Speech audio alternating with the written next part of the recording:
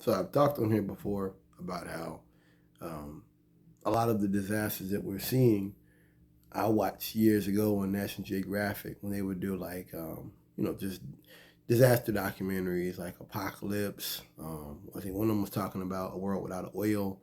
One of them was talking about like the population doubled and all this kind of stuff.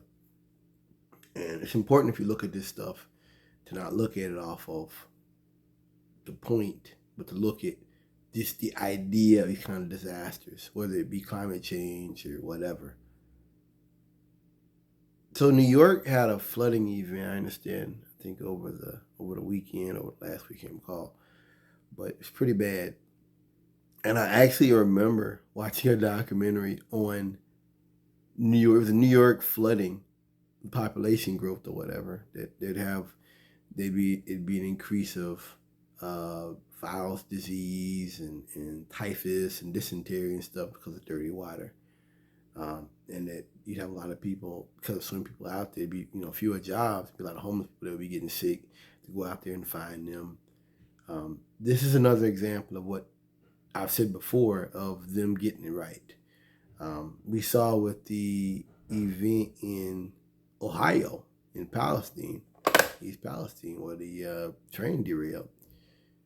There was a documentary done talking about, it was talking about a nuclear train, a train carrying nuclear materials, but they showed, they laid out a situation where there could be a leak of hazardous chemicals. That was in the 2000s.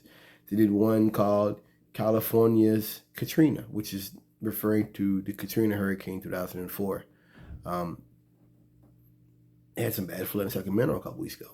It is a little terrifying to me that the programs I watched as a teenager that were based off of the minds of people who were just looking at science and looking at climate change and looking at, hey, if you guys don't do something about this, this is what's going to happen.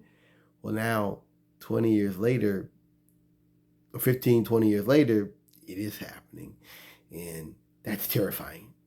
That's very, this isn't fiction. This isn't like RoboCop or like some kind of movie where there's like a point about capitalism or something.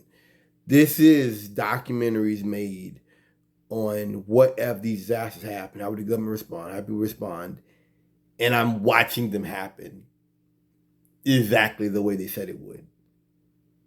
Thanks for listening.